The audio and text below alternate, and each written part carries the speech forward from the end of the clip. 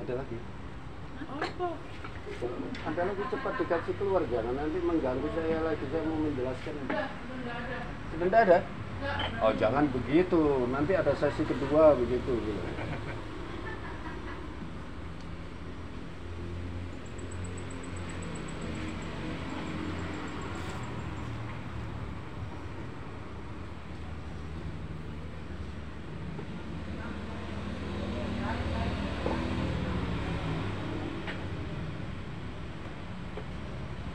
Ya kak, nggak usah tarik-tarik. Ya. Selesai disebutkan itu saya lanjutkan.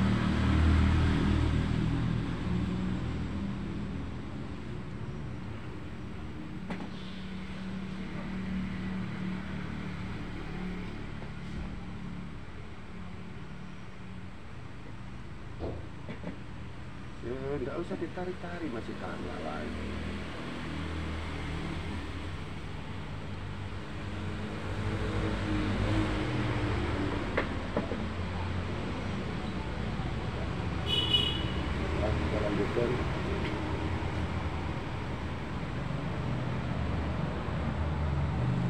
Apa yang kita sadari pada saat kita itu bersaksi bahwa Allah itu sedang bersama dengan saya. Kenapa Allah itu memerintahkan ini untuk menyampaikan kembali? Padahal dulu sudah pernah saya sampaikan. Coba kita renungkan sejenak. Apapun yang akan kita lakukan, bila kesadaran Allah bersamaku itu, maka semuanya itu akan menjadi reda. Bagi yang tidak nyaman menjadi nyaman. Bagi yang kurang sehat akan menjadi sehat. Bagi yang tidak tenang menjadi tenang. Bagi yang kurang damai menjadi damai. Bagi yang tidak tentram akan menjadi tentram. Kenapa? Apa? Karena sesungguhnya apa yang telah diberikan oleh Allah, satu keyakinan yang puncak di dalam hati itu dengan kesadaran Allah bersamaku itu, Allahumma itu artinya adalah akan membuat segala sesuatu itu akan menjadi pada tempatnya. Tujuannya adalah Allah itu tidak menginginkan manusia ini terombang-ambing. Allah tidak menginginkan manusia ini tercerai-berai. Allah tidak menginginkan manusia itu dalam keadaan tidak menentu. Allah tidak menginginkan manusia itu goyang. Allah tidak menginginkan kita itu untuk selalu was-was. Allah juga tidak menginginkan manusia itu selalu dalam ketakutan. Allah juga tidak menginginkan kita manusia itu dalam kesedihan yang berkepanjangan. Allah juga tidak menginginkan manusia itu dalam keadaan penderitaan yang sangat, kecuali diukur, kecuali sudah diukur oleh Allah. Ukuran itu kita yang menentukan. Ketentuan yang kita menentukan itu adalah sejauh mana kita meyakini bahwa eksistensi gitu atau keberadaan Allah itu benar-benar gitu sebagaimana yang kita sadari bahwa Allah telah gitu sedang bersama dengan Allah. Jadi pada saat kita memikirkan Allah, kesadaran itu kita buat dalam segala aspek kehidupan ini. Kita bentangkan setiap apa yang kita bisa lihat, apa yang bisa kita dengar, apa yang bisa kita pikirkan, apa yang kita inginkan, Apa yang kita tuju, apa yang telah kita hindari, apa yang telah kita perjuangkan, semua gitu, pancarkan untuk semua itu gitu, bahwa pada hakikatnya la haula wala quwata illa billahil aliyyil azim itu betul-betul dalam bentuk keyakinan Allahumma ini. Kita menyadari juga bahwa tidak ada sesuatu yang terjadi atas makhluk ini melainkan dalam kuasanya Allah. Maka kebersamaan ini nanti akan harus kita hubungkan. Kita merasa bersama dengan Allah, lalu kita tidak menghubungkan. Apa kriterianya bersamanya Allah dengan hambanya? Apa kriterianya?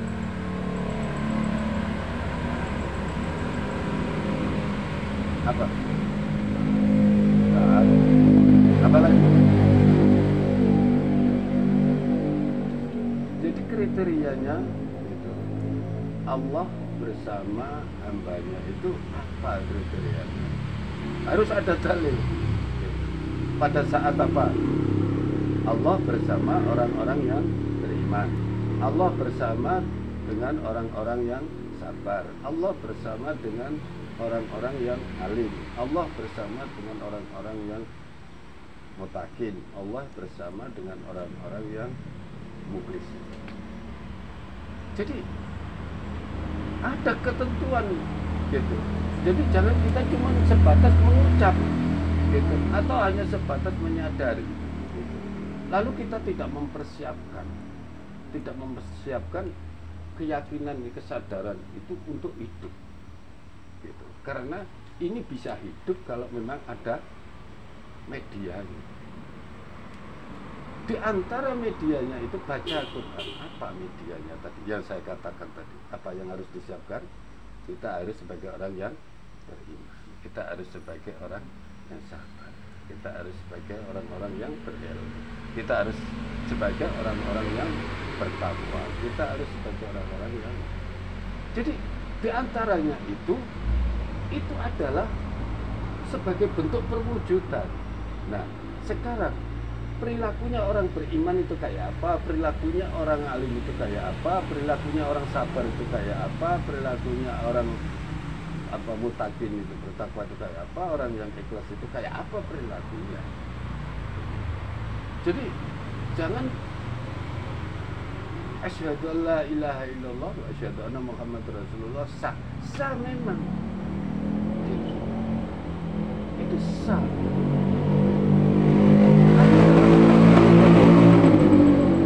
Dalam persaksian itu ada media yang harus ditempati gitu loh. Ini di dalam beragama, ini di dalam itu bagaimana kita mengendalikan rasa tidak suka gitu. Bagaimana kita mengendalikan rasa ini, padahal bagaimana mungkin kita bisa tidak suka dengan sesuatu sedangkan Allah yang mengadari. Ini contoh. Aku nggak kata senang untuk percaya. Contoh. Lalu bagaimana kamu bisa mengatakan nggak suka?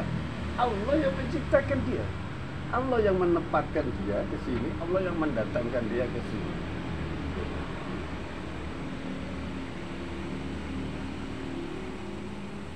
Itu. Jadi itu masuk dalam pelajaran apa? Selama di dalam hati kita itu ada seperti itu, maka perang. Kalau itu semakin tumbuh di dalam hati, maka semakin subur. Maka tauhidnya ini tertolak, tidak akan membawa manfaat jadi secara langsung yang bisa kita rasakan. Bagaimana? Betapa bencinya kita itu melihat orang yang salah. Duh, bagaimana kita itu bisa benci dengan orang yang salah? Gimana ceritanya?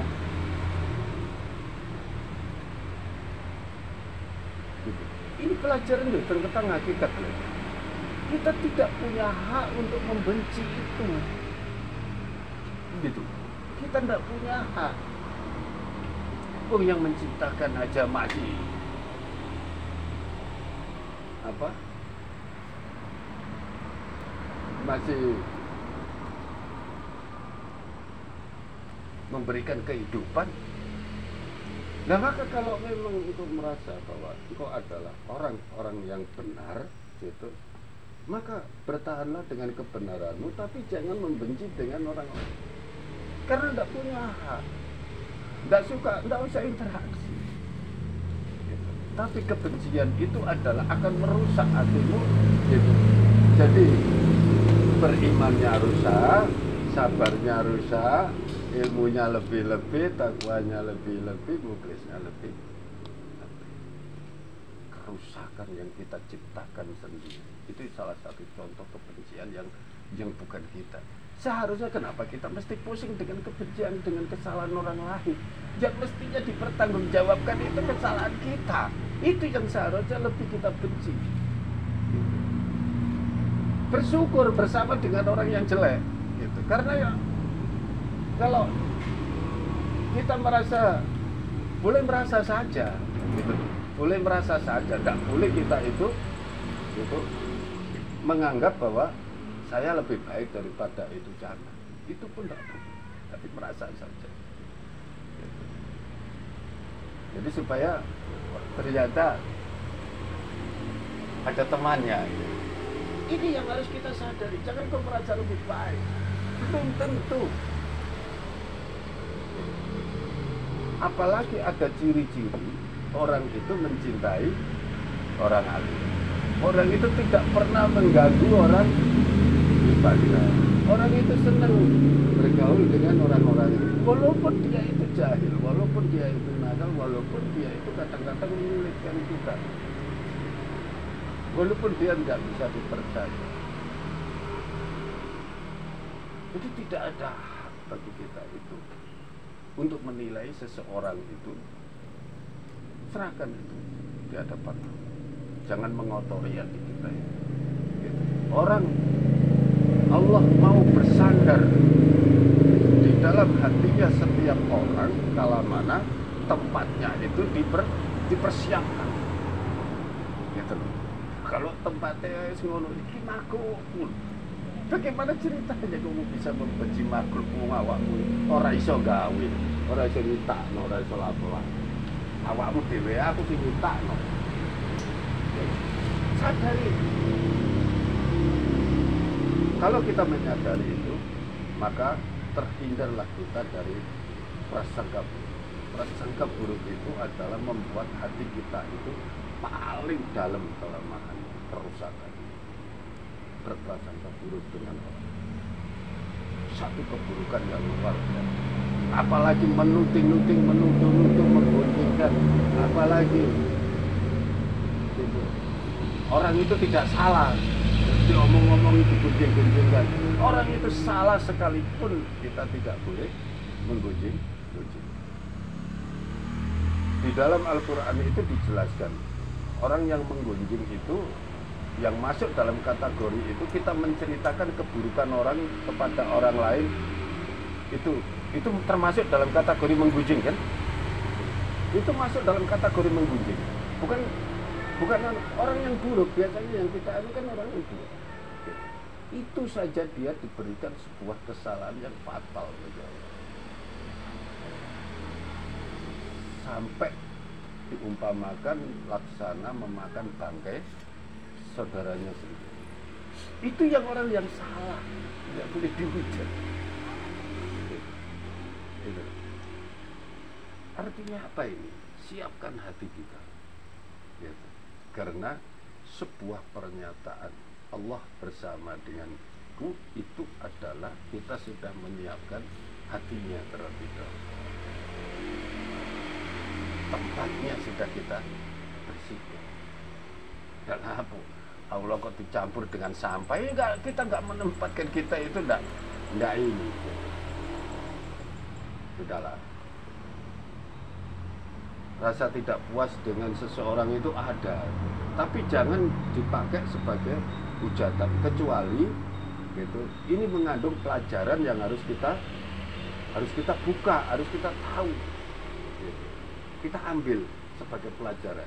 Artinya kalau ada dalam konteks belajar begini ini, saya harus menceritakan seseorang kejadian atau sikap atau keputusan atau perilaku seseorang gitu yang tidak baik itu disampaikan dalam pelajaran ini. Artinya itu harus diambil sebagai pelajaran, bukan menggunjing gitu. Itu hanya, tapi harus ada momen tertentu kita lagi membicarakan tentang itu gitu. Seumpama contoh, ada jamaah ini diputuskan mendapatkan apa waktu itu? Kalamullah. Jadi pada saat kita menerangkan tentang kalamullah, baru kita ini boleh untuk menyampaikan agar tidak sembrono. Ini pelajaran maksudnya seperti kalau itu boleh, tapi kita tidak boleh menggunjingkan yang sifatnya seperti itu. Nah ini yang harus kita pahami, kita semua yang harus kita sadari, mempersiapkan tempat. Jadi jangan kita cuma mengucap Allah bersama denganku, tapi medianya ini, perilaku kita ini tidak menyiapkan medianya. Tidak ada artinya. Ucapan itu kosong. Ucapan itu kosong. Jadi ayo berjuang kemampuan. Ini secara hakikat itu juga. Bukankah saya sudah pernah menyampaikan hal yang pernah saya sampaikan kepada kita semua? Imam Rahman pulang dari Manado, lalu menyampaikan tentang pelajaran dari Imam Awal itu Milah Ibrahim. Nah, di dalam menyampaikan Milah Ibrahim itu adalah nilai-nilai yang diutamakan itu adalah mentauhidkan Allah, memuji Allah. Nah, di antaranya yang diceritakan Imam Rahman itu adalah apa? 5 kalimat besar. Nah ini ya. Jadi semua yang kita pikirkan itu bila kita angkat sebagai judul untuk mentauhidkan Allah, maka hakikat yang akan terbuka. Yang akan kita buka ini adalah hakikat. Tapi pelajaran yang disampaikan Imam Awal ke Imam Rahman karena sudah ada kesetaraan gitu. Apalagi Imam Awal menyampaikan apa tadi sing arep tak sampeno nang mbare sampean. Aku mbek sampean iki sudah diajar oleh yang satu. Jadi sudah. Artinya apa? Subhanallah. Itu kesucian itu adalah sebagai tempat. Sedangkan yang dituntut itu adalah kesucian. Tempat kesucian ini sudah ada isinya, artinya sudah ada wujudnya kah belum di dalam tubuh ini. Ini subhanallah, maha suci Allah gitu. Itu ini hanya wadah. Ucapan itu wadah. Isinya itu apa yang telah kita wujudkan, apa yang telah kita perjuangkan dalam menyucikan kita sendiri. Memang wujudnya kita memujinya itu Allah, tapi yang Allah akan berikan itu adalah apa yang menjadi ikhtiar kita. Yang menjadi ikhtiar kita ini, kita memuji Allah subhanallah, maha suci Allah. Artinya terus yang wujud gitu. Yang wujud itu wadah, tapi isinya wadah ini kalau mana kita telah berupaya semampu daya mensucikan segala, mulai dari ucapan, pendengaran, penglihatan, gitu, rasa, gitu ya, perilaku, ikhtiar tentang rezeki, tentang yang dimakan, yang diminum, yang apa, semua itu diusahakan untuk semaksimal mungkin mengikuti hukum-hukum agama, sehingga kesucian itu ada tempatnya. Saya tak fakur, saya tidak bertanya, saya menjelaskan. Saya menyampaikan sama Imam pada saat Imam menjelaskan seperti ini, gitu, bahwa sesungguhnya Milah Ibrahim itu adalah yang Imam sampaikan itu adalah 5 kalimat besar. Sesungguhnya 5 kalimat besar itu di dalam diri itu wujudnya cuman wadah. Artinya kalau kita mengamalkan itu, kita baru mempersiapkan wadah. Nah, isinya ini gitu. Isinya ini apakah kalau masuki itu apakah kita ini sudah berikhtiar untuk membersihkan diri gitu. Jadi setiap ikhtiar kita untuk mengambil yang bersih itu maka tampak di sini. Ikhtiar. Ada yang tidak baik karena kita itu berikhtiar untuk enggak ini. Saya ambil yang ini saja. Ini ya. Kalau itu masuk, ini malah yang di sini ada sedikit, yang jelek itu masuk, malah tertutup. Lalu saya bilang, yang saya lihat dalam tafakur itu 5 kalimat besar itu adalah sebuah wadah dalam tubuh saya. Belas Imam bilang, ya. Tapi pada saat saya memohon kepada Allah untuk diperlihatkan dalamnya wadah itu, yang ada di dalam tubuh saya, wadah itu masih kosong, belum ada isinya. Terus Imam bilang apa? Kamu benar, karena itu sesungguhnya itu tingkatan 5 mawal atas saya. Coba bayangkan, salah dalam mentafakurkan hasil dari tafakur ini, gitu. Ini kita bisa fatal. Terus Imam Rahman, itu kelasnya Imam Mawar, kelasnya saya. Artinya apa? Kelasnya wali-wali. Gitu. Kelasnya wali-wali. Kalau sudah begitu, kita sadari seperti itu, berarti di dalam keseharian ini, pada saat kita itu teruji dengan kesulitan karena kita itu berusaha untuk mencari yang baik, untuk mencari yang bersih, kita tidak akan makan daripada yang buruk. Mari kita ingat kembali anak pada masa Rasul itu, saya pernah mendengar satu riwayat di antara sahabat. Ada sahabat itu di samping rumahnya ini ada rumah tetangganya, ada pohonnya kurma. Suatu ketika pohon kurma ini jatuh itu di pekarangannya dia. Tiba-tiba bapaknya ini datang. Anaknya ini keluar mengambil kurma yang jatuh itu. Lalu dia makan. Bapaknya datang ini langsung keluarkan. Padahal itu baru sudah ditelan. Bagaimana caranya kamu bisa mengeluarkan itu? Karena itu sesungguhnya adalah bukan hak.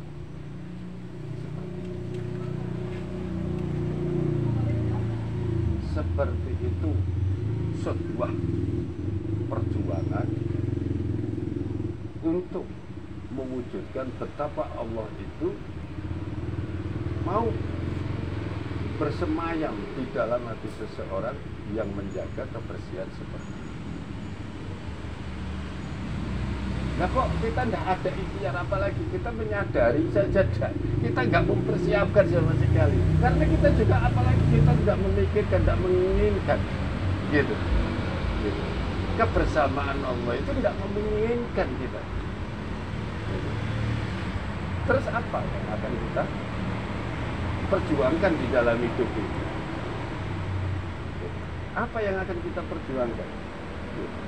Yang diinginkan oleh Allah, Allahumma Allah bersamaku, itu adalah ada perjuangan yang nyata gitu, bahwa segala ikhtiar itu tujuannya adalah bersemayamnya Allah bersama kita. Sehingga terbimbinglah ucapan kita, turunlah barokah, rajinlah ibadah. Jangan ikut grup saja. Ini waktunya salat, grup salat. Ini waktunya puasa, kita grup puasa. Ini waktunya tarawih, grup. Tidak seperti itu kita. Tapi kesadaran.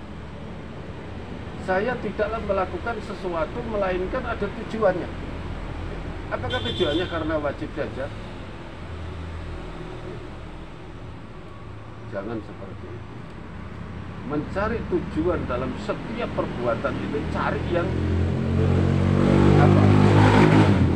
Yang memiliki kapasitas yang tinggi.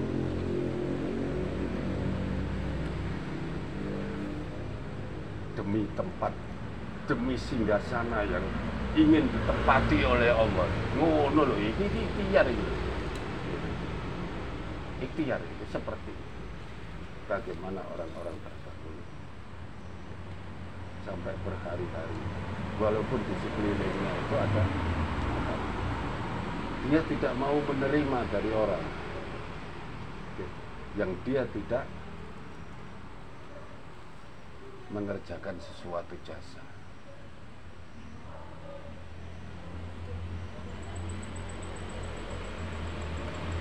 Jadi sama dengan orang fakir. Fakir yang sesungguhnya menurut Allah itu adalah orang yang selalu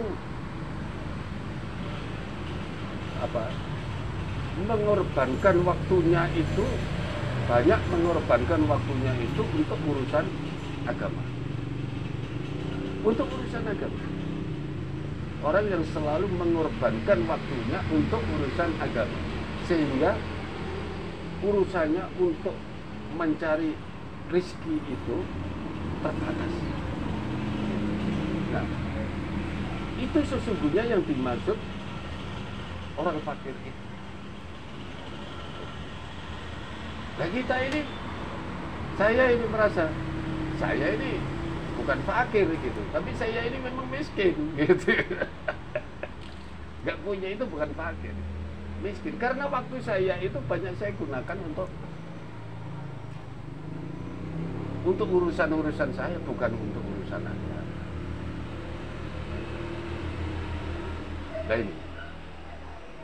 Nah, itu pun dalam mengharapkan sesuatu dari orang itu tidak pernah dengan paksa. Ada yang lihat ya alhamdulillah, nggak ada yang lihat ya alhamdulillah. Nah, dia dipelihara oleh Allah lisannya gitu untuk meminta-minta, dipelihara oleh Allah lisannya untuk meminta-minta. Kenapa? Agar dia selalu dihargai, dianggap oleh orang lain itu selalu dalam kecukupan. Dalam pandangan orang ini tidak ada orang yang memandang orang ini adalah sedang dalam kekurangan, tidak ada. Semua orang itu menyangka orang ini adalah dalam kecukupan. Padahal sesungguhnya di dalam keluarganya itu adalah dalam kekurangan yang sangat. Jadi seperti itu yang sesungguhnya orang yang fakir. Guru sekolah juga tidak, guru agama juga tidak, apalagi guru ngaji juga tidak. Terus perjuangan apa ini yang saya lakukan? Lalu saya mengambil hak untuk sebagai orang yang fakir, maka tidak memiliki. Nah, yang orang yang seperti itu saja fakir itu adalah dijaga oleh Allah dari meminta-minta. Nah, itu tujuannya apa? Agar dia itu terpelihara, selalu bersih yang dimakan. Bersih juga hatinya, karena sudah tahu aturannya. Kalaupun saya mengharap gitu, tapi mengharapnya itu dengan makhluk itu tidak dengan paksa, artinya dengan perumpamaan. Imam Awal itu membuat satu pernyataan itu apa ya? Gimana ya? Pernah Imam Awal memberikan satu contoh itu. Tunggu dulu. Pada saat dia itu datang ke orang, ke tamu, diajak makan. Diajak makan itu dia melihat ini jam berapa ya? Ini Imam Awal cerita ya? Ini jam berapa? Terus ini sikap orang fakir deh. Ini jam berapa? Orang ini ngajak kita makan. Gitu. Ya, terima kasih, saya tadi sudah lagi tidak lapar, gitu. Bahasanya Imam Awal gitu, lagi tidak lapar. Terus kalau sudah disuguhkan, gitu, itu dilihat dulu, dilirik dulu, di rumah ini berapa orang. Kira-kira kalau saya makan ini yang tuan rumahnya ini sudah nanti kebagian nasi tidak. Betul kan? Ada itu di kaset ya? Gitu. Sampai seperti itu diajarkan oleh Imam Mawad. Kalau diperkirakan itu nanti tidak cukup untuk tuan rumah ini, gitu. Terima kasih, saya sedang tidak lapar. Gitu kan? Ini Imam Mawad mengajar. Artinya apa? Walaupun kita itu disuruh, bukan dihukum. Asal disuguhkan, hajar saja. Tidak seperti itu. Belajar jadi orang yang membersihkan hati itu, gitu, adalah sebagai sikap yang diajarkan oleh ilmi Allah untuk orang-orang yang fakir itu seperti itu, harus melihat kiri kanan. Katanya Imam Mawad, ini saya lihat ini ya sekian keluarga ini, kalau saya ini kalau kira-kira cukup ya nggak apa-apa. Sampai dijaga itu sikap hatinya orang ingin membersihkan itu seperti itu.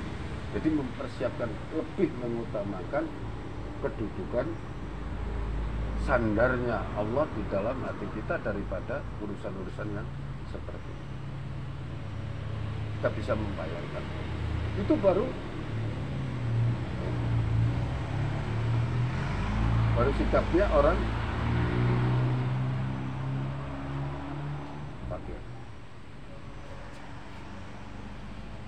Allah memang tidak melarang untuk meminta-minta, tapi orang itu dijaga oleh Allah gitu, agar dia, kalaupun dia meminta, tidak dengan nyata, maksudnya paksa itu nyata, tidak dengan, jadi membutuhkan sesuatu itu dengan perumpamaan.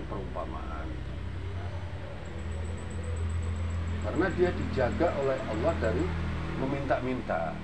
Ini dipelihara, dijaga oleh Allah dari meminta-minta. Orang yang di sininya itu ditempati Allah tidak akan minta-minta, apalagi kepada makhluk. Walaupun dia harus kering, masih banyak kejadian-kejadian. Nah, apalagi yang harus kita sadari, kalau memang kita merasa kebersamaan Allah itu pada kita itu, lalu di samping kita ini ada sesuatu yang dilarang oleh Allah.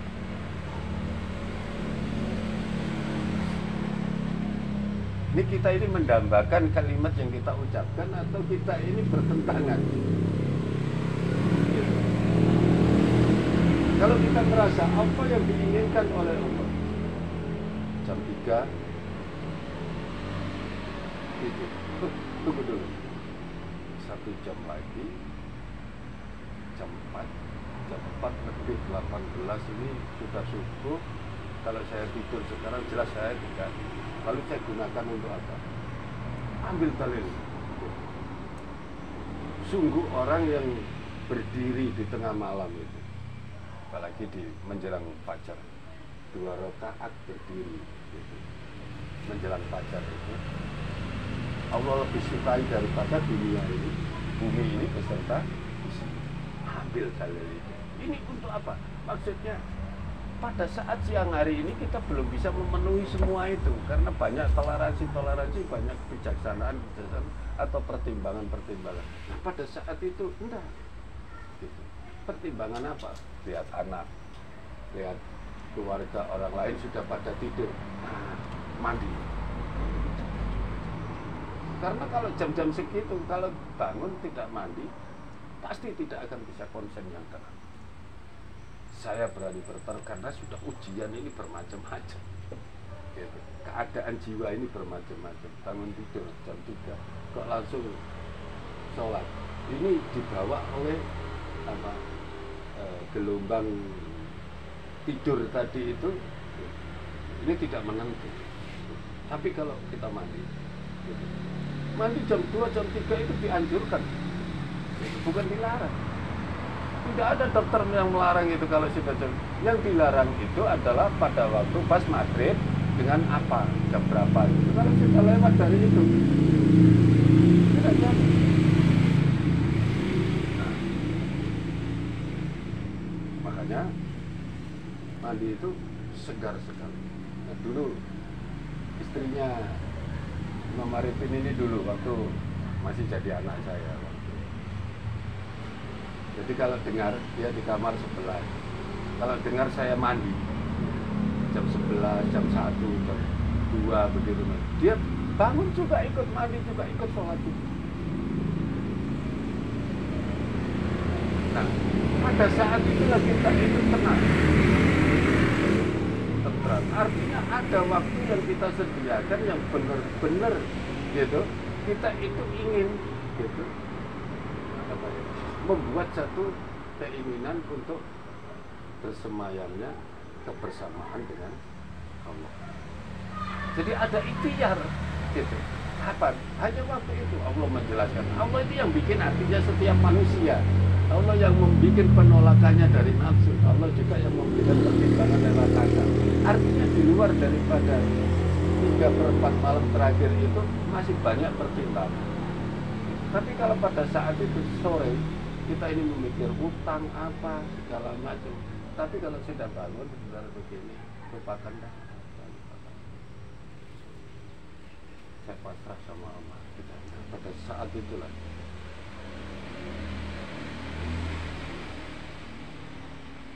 mengadulah kepada Allah dengan serendah-rendahnya derajat untuk mengharap berkah dari yang maha tinggi derajat. Jadi sebagaimana pada saat kita itu di dalam satu kesulitan, Allah itu membuat satu percontohan. Orang itu satu percontohan itu sebaik-baik sikap orang dalam bermohon kepada Allah itu laksana dia di dalam satu perjalanan kapal. Kalau sekarang kapal, kalau dulu itu perang.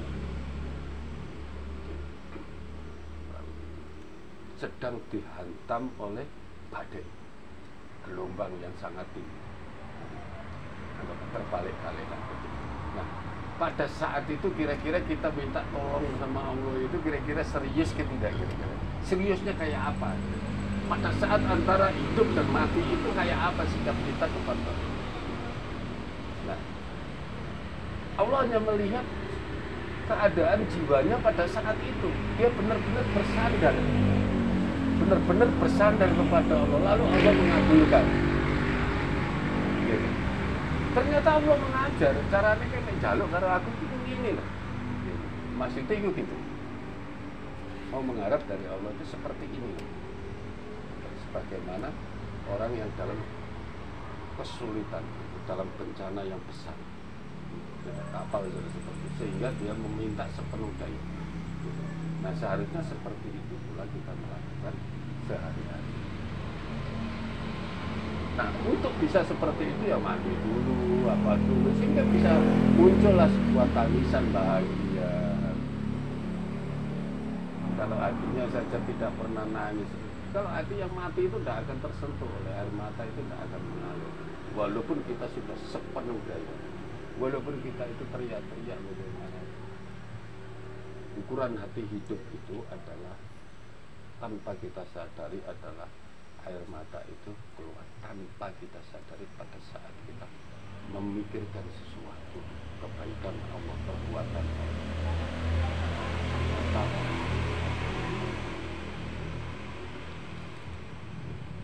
Kesadaran bahwa Allah itu sedang bersama dengan kita. Kita sadar wujud daripada kebersamaan kita dengan Allah itu yang dari rezeki, umpama rezeki. Sebetulnya di dalam konsep akal manusia itu yang terjadi saat ini rezeki ini harus dicari atau rezeki ini didatangkan oleh Allah. Saya bertanya, yang terjadi saat ini nih, yang terjadi pada dicari kan? Padahal tidak seperti itu sikap pada saat kita itu bersikap bahwa Allah itu sedang bersama. Tidak bisa begitu, sikapnya beda. Ini sikap akhirnya. Sikapnya harus beda. Tak boleh kita bersikap rezeki harus dicari.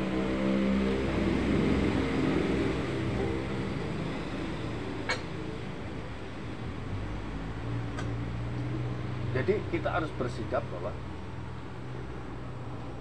Allah telah mendatangkan rezeki kepada semua makhluk. Sebagaimana yang difirmankan di dalam ayat kursi bahwa Allah memberi rezeki kepada setiap makhluk, termasuk binatang yang ada di dalam kedalaman yang sangat dalam, di dalam kegelapan sekalipun Allah beri, datangkan rezeki. Contohnya datangkan rezeki itu kayak apa? Gitu. Kemarin saya cerita sama Mas Tangan. Saya jam 3 malam ini perut kucuk-kucuk. Perut kucuk-kucuk ini saya raup di kulkas itu ada kurma. Taruh di 5. Alhamdulillah, dapat 5. Satu. Dapat 5. Sudah. Ini mau saya makan ini. Tunggu. Nah, baik. Pelajarannya. Saya ambil pelajarannya dulu. Pelajaran yang turun ini, kurma ini berasal dari mana? Pohonnya ini ada di mana? Ya. Pohonnya ada di mana kira-kira kurma yang dijual-jual ini? Di sini nih lah. Ada di Jawa kira-kira. Tidak ada. Tidak ada di Jawa toh? Tidak ada. Kira-kira di mana? Di Timur Tengah sana. Kebanyakan begitu ya.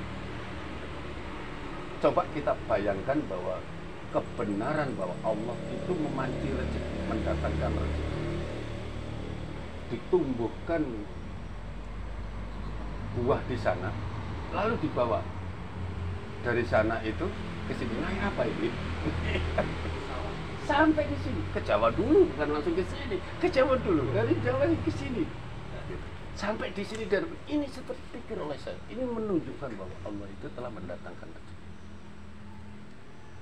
Coba. Jadi ini pelajaran tentang hakikat. Kalau kalian tidak pernah berpikir yang demikian, ini kebangetan, nggak akan pernah menyadari gitu, bahwa eksistensi Allah itu ada di dalam jiwa kita itu, nggak akan pernah menyadari ada. Bila kita tidak pernah memikirkan perbuatan Allah untuk kita.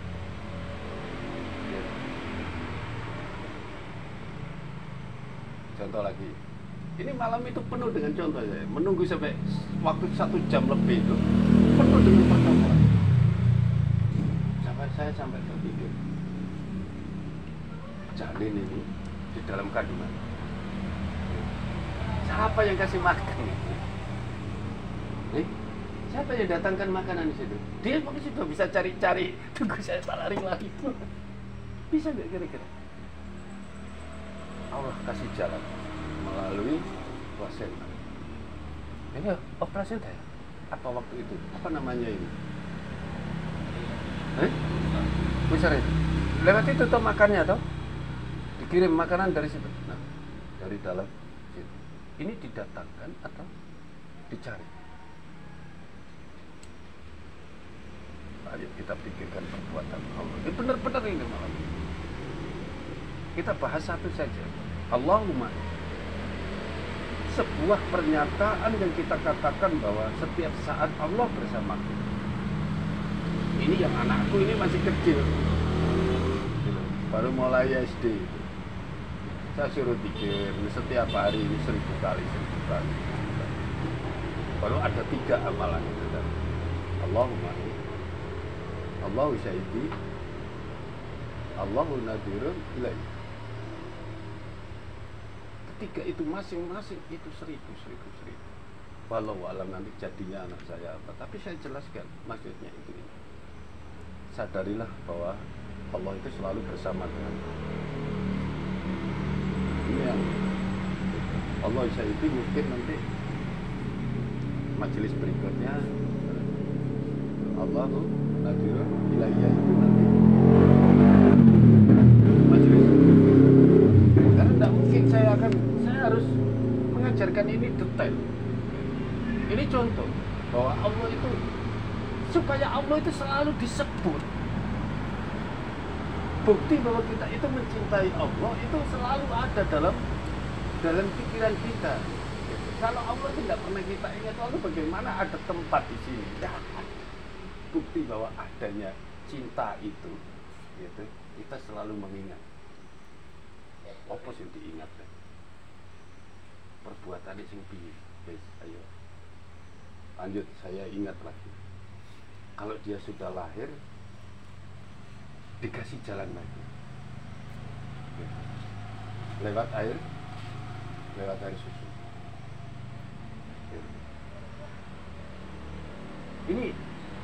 Ini didatangkan atau tidak kira-kira? Ini didatangkan atau dicari? Anak segini ini loh, ini salah. Ayo. Tadi saya kasih contoh, saya makan ini. Ini tumbuhnya di mana? Saya tahu karena ini saya dikasih orang Asop. Berarti Allah itu menyuruh orang itu nanam di sana, terus dibawa ke Jayapura ini, terus dikasihkan saya, dikasih bukan beli. Artinya saya memakan ini saya harus menyadari hal itu. Bagaimana Allah itu, perbuatan Allah ini untuk memberikan ini. Ditumbuhkan di sana, di sini nggak ada tanam. Kita mau nanam nggak bisa di sini. Gitu. Nah, ini kita sadari. Ada ibu-ibu, saya ingat cucuku. Ibunya ini ASInya nggak lancar waktu itu ya. Lukman itu ya. Waktu Lukman itu ASInya nggak lancar. Baru dibelikan susu yang harga mahal-mahal itu. Coba dilihat susu yang agak mahal itu. Tapi anaknya ini memang anak pintar. Sukanya bukan susu yang harga mahal itu, tapi susu yang paling murah, yang biasa diminum oleh tante-tantenya itu SGM. Tapi yang dibelikan yang pertama itu, gitu. Saya ingat itu. Subhanallah. Susu ini didatangkan dari luar negeri, berarti sapinya itu di sana. Allah menciptakan sapi dulu, baru di luar negeri. Menciptakan sapi di luar negeri, diproses di sana, baru dikirim di sini. Yuk kita kenali yang demikian ini. Ini di dalam itu. Nanti kan Allah sendiri yang akan atur.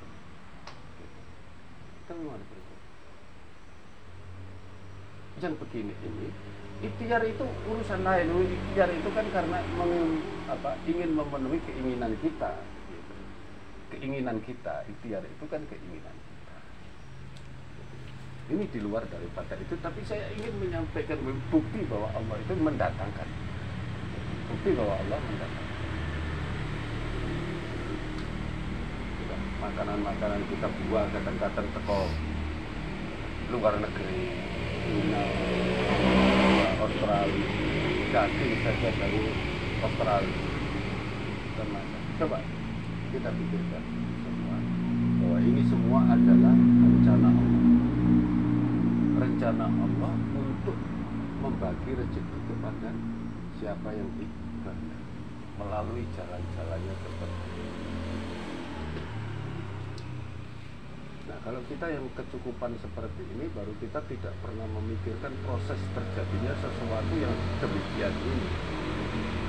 Terus kapan ada waktu kita itu memikir bahwa Allah itu sesungguhnya berbuat segala sesuatu untuk kita, itu nggak pernah terpikirkan oleh ini. Pantas Allah itu mengatakan bahwa sesungguhnya diberi hati itu, dengan itu akan jadi sebagai penglihatan, pendengaran, rasa untuk kalian. Namun sebagian besar dari kalian adalah tidak pernah bersyukur.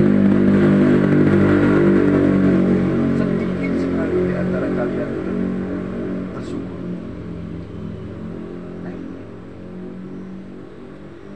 Habis membawa pokoknya kita, ayo gitu. Nanti kalau sudah kita, kemarin kita belajar tentang apa ya? Ihsan itu sudah menginjak sampai ke tawakal ya. Caranya tawakal itu seperti ini. Ini pelajaran majelis yang lalu. Jadi seperti itu.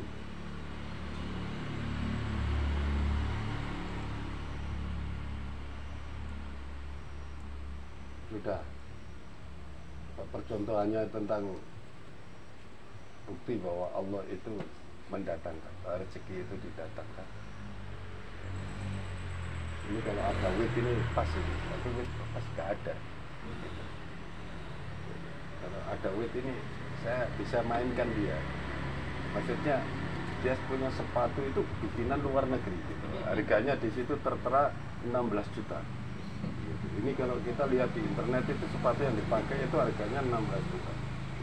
Itu bikinannya tidak ada di Indonesia itu caranya ini tentang alas kaki ini saja seperti ini didatangkan sama Allah itu seperti itu. Nah, sekarang ini yang tukang jual ikan, kapan ikan itu lahir yang dijual tiap hari ini, terus dia ini netesnya di mana juga dia kan tidak tahu ini. Apakah Allah menciptakan ujuk-ujuk? Kan enggak, proses gitu. Proses dari kecil tahu-tahu aja kita langsung jadi besar, enggak seperti itu. Gitu. Kelas kita ini bukan Nabiullah Isa alaihissalam. Gitu. Nabiullah Isa alaihissalam enggak, ini pilunya bentuk burung tiup jadi burung beneran, ikan ya jadi ikan beneran gitu. Tapi kita nggak begitu. Pelajaran-pelajaran yang harus kita kenali dari rezeki, dari apa ini harus dengan cara sama. Artinya sifatnya itu yang diperlakukan oleh Allah sebelumnya dan yang akan datang umum. Seperti itu, umum yang diperlakukan oleh Allah terhadap orang-orang yang lalu maupun yang akan datang umum. Itu sama ya. Ini bukti. Kalau pas sakit saya bertanya ini kemarin ini sakit yang dipakai nembak itu kira-kira itu bikinan di luar negeri. Aku itu stres nunggu di luar gitu. Ini orang mau ditembak kemarin itu kan, dalam ini kantong kemihnya ini ditembak ini, alat yang dipakai nembak ini dibuat kapan gimana, itu kan harus dipikirkan ini gitu.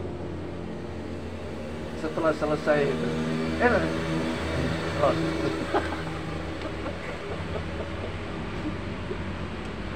Bagaimana tidak stres? Ini dari jam sekian ini orang sudah digiring masuk sampai jam sekian. Kalau dia tidak ngomong sama suster, tolong kasih tahu keluarga saya itu. Keluarga saya itu khawatir karena saya ini ternyata saya ini belum diapa-apain di sini. Sudah sampai jam berapa itu?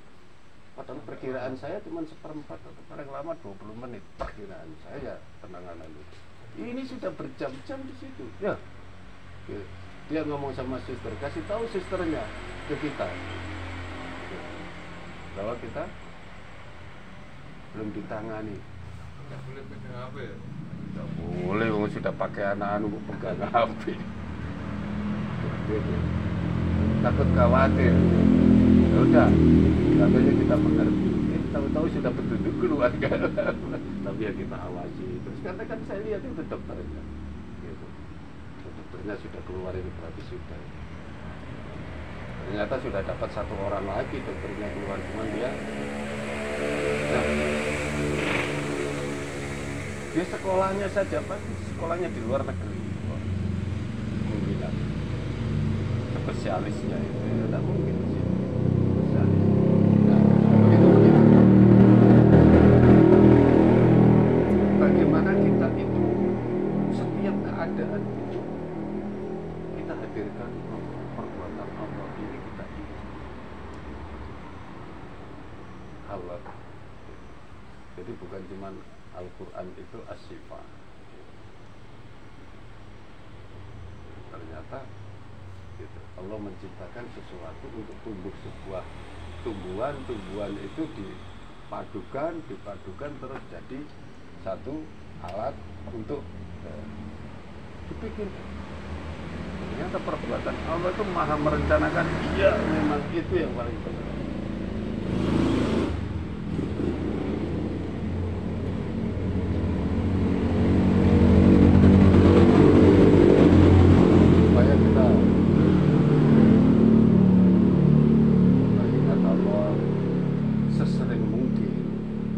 Pelajaran ini gitu, kita bisa memperbanyak waktu atau memperbanyak kejadian untuk mengingat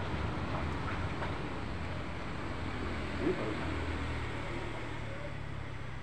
Nah, jangan kita berbuat sesuatu yang kita tidak menyadari, maka kita ya termasuk sebagian besar dari manusia itu adalah tidak mensyukuri, karena nggak tahu caranya mensyukuri bagaimana. Kan caranya orang mensyukur itu ternyata diawali begini dulu.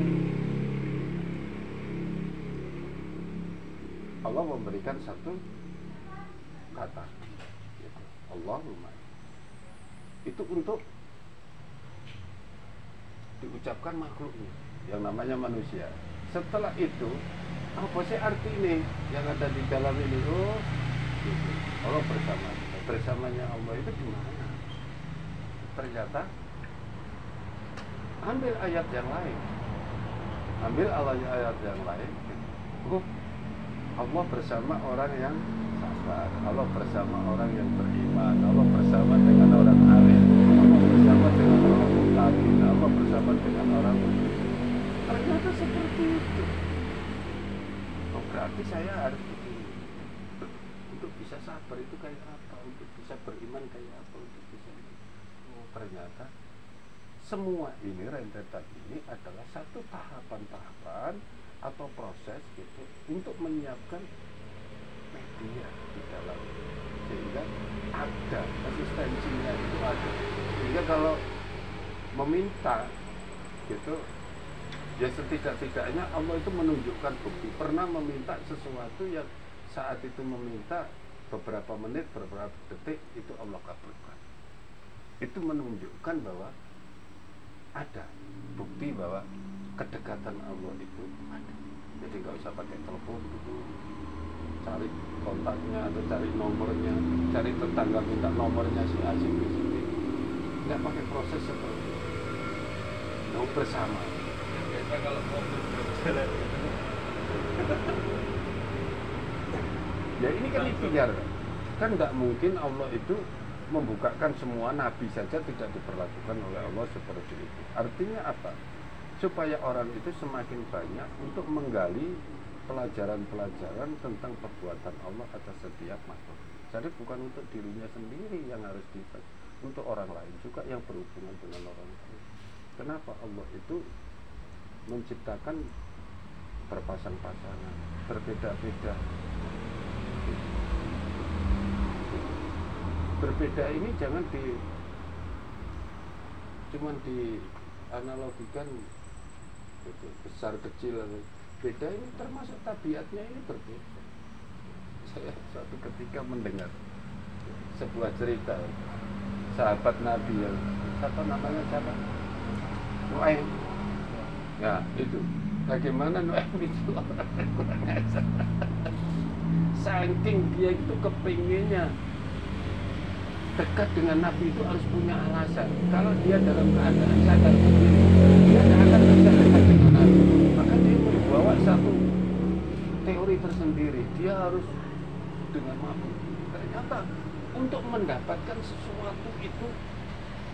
menyimak kejadian-kejadian, tak simpulkan dalam pikiran saya, hati saya sendiri. Caranya Nuaimin ini ternyata untuk mendapatkan sensasi dari Nabi itu dengan cara seperti itu. Gitu. Yang kuncinya bagaimana caranya saya sapa, bagaimana caranya saya dekat, bagaimana caranya saya ini ditanyakan. Jadi dia membuat satu adegan-adegan yang sifatnya itu konyol. Tapi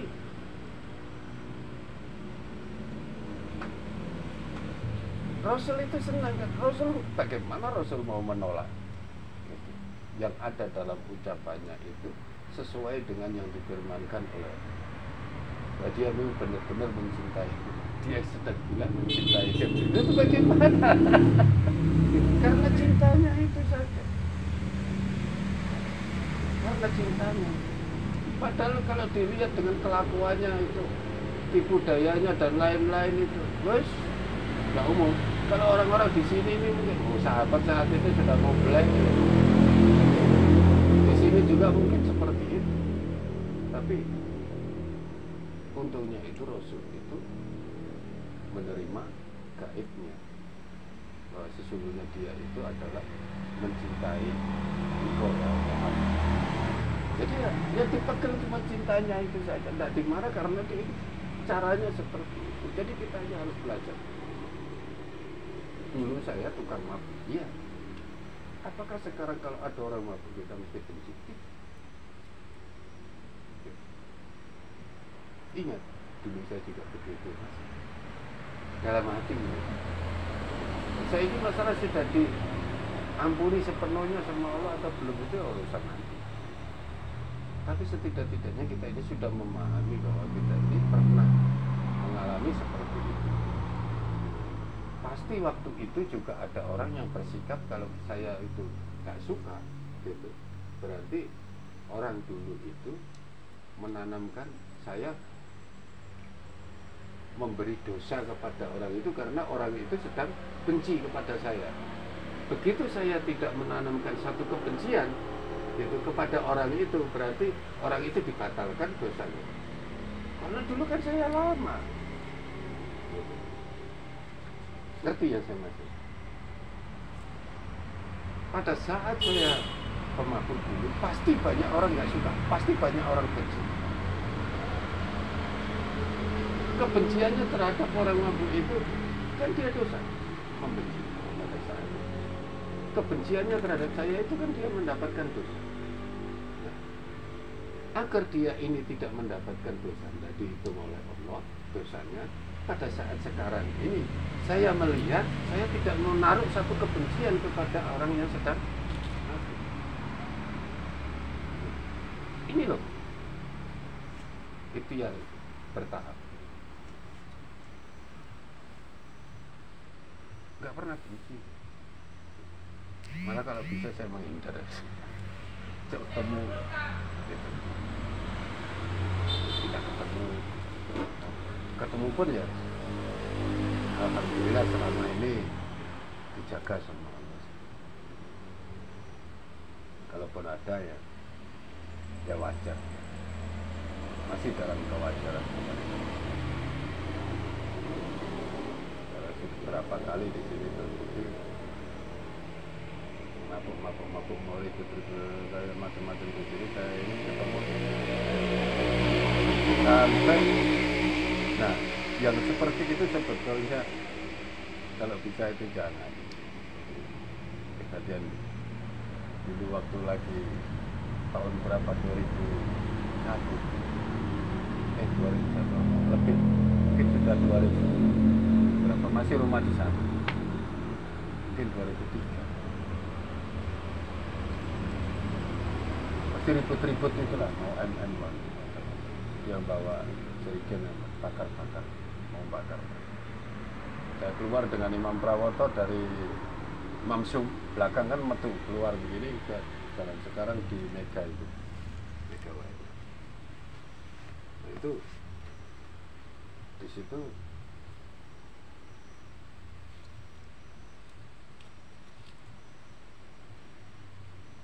bawa jerigen.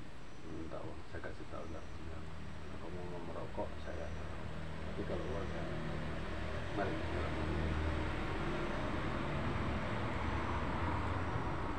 Terutama dia pegang saya sih. Jadi ya, saya merasa. Sambil dia bawa jerigen si bensin. Memperoleh di atas motor. Udah saya biarin aja, turun. Pegangnya ini turun sendiri.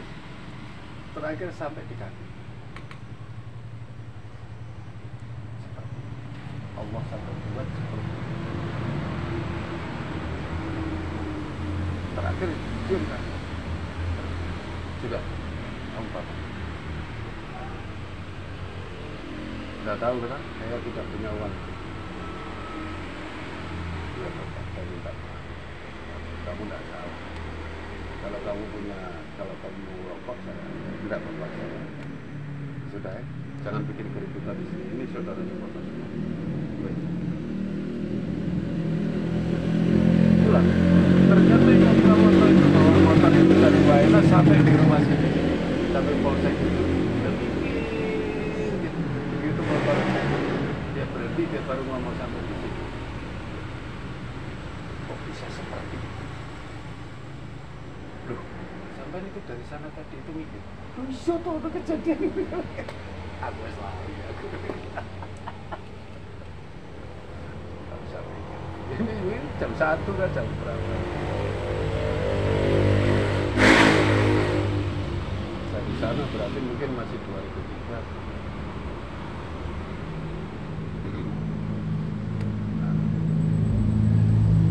Persaksikan di sini juga berapa kali? Tidak perlu kita mau apa? Karena saya lihat juga dia memang lagi ini minum gitu. Jadi kan kalau kita ikutin dia kan berarti kita sama. Kejadian-kejadian seperti itu kita mesti ingat gitu. Sampai seperti ini gitu. Allah itu memperlakukan gitu. dengan memberikan bukti-bukti seperti ini gitu. Sampai begitu itu kita hidupkan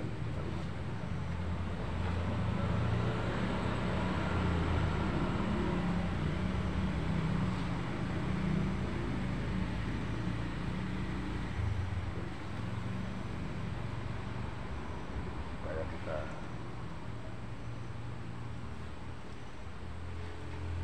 lebih bisa mensyukuri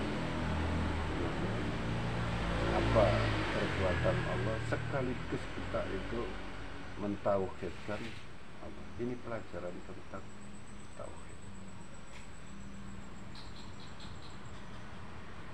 Jadi dengan menyadari perbuatan Allah itu, dan kita menyadari kebutuhan kita itu ternyata Allah sudah mempersiapkan. Allah sudah mencukupi sampai dari luar negeri sana itu. Untung nggak ada yang dari langit dibawa ke sini. Tapi kadang ada yang dari langit dibawa ke sini sama Allah. Apa? Dari langit dibawa ke sini sama Allah. Rezeki untuk kita. Apa? Air hujan. Masih kurang lagi. Dan dari perut bumi apa? Tanaman-tanaman.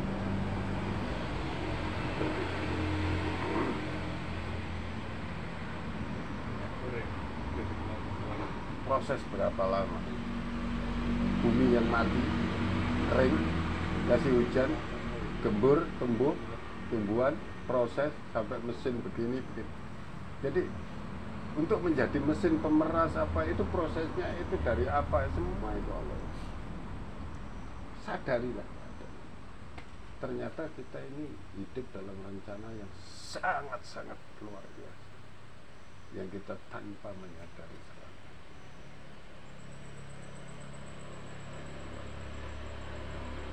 Saya tidak banyak-banyak pegangi anak saya satu amalan, cuma 3 itu. Allahumma Allahu sayyidi, Allah nadirun ilayya. Cuma itu saja. Apalagi tidak ada. Satu hari 3.000, 1.000 satu kan 3.000. Apa yang akan terjadi sudah urusan nanti. Saya tidak pernah memikirkan itu. Nanti tinggal saya ajarkan. Tapi goresan itu sudah ada di dalam. Saya yakin goresan itu sudah ada di dalam.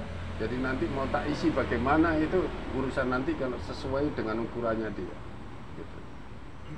Sekarang akalnya dia sudah sampai di sini, saya baru boleh isi. Jadi enggak antem kromo begitu. Anak masih kecil, anak masih digendong-gendong diajari hakikat, ya repot ya. Gitu. Akalnya belum sempurna. Anak SD, SMP diajari hakikat. Enggak akan masuk. Seperti itu. Mudah-mudahan majelis kita pada malam hari ini akan menambah kita kecintaan kepada Allah. Kita menyadari bahwa sesungguhnya Allah itu punya perbuatan itu luar biasa. Jadi Allah menciptakan sebagian dari bumi yang digunakan oleh manusia untuk menciptakan alat itu dipersiapkan sekian miliar juta tahun atau apa sebelumnya, itu baru bermanfaat saat ini. Tujuannya adalah kita yang menjadi penikmat. Itu disadari. Di dalam beragama kita harus menyeluruh. Kalau kita tidak memahami tentang tauhid ini, tentang milad Ibrahim ini, maka kita tidak akan pernah tahu betapa Allah itu memiliki satu perbuatan dalam penciptaannya itu penuh dengan rencana yang sangat detail yang manusia tidak pernah memikirkan. Saya kira mudah ini semua pelajaran bagi kita semua. Saya perbolehkan anak-anak kita masih kecil, ajarkan Pak. Yang penting dia bisa mengucap aja. Nanti dia besar akan tahu sendiri. Allah sendiri jaga.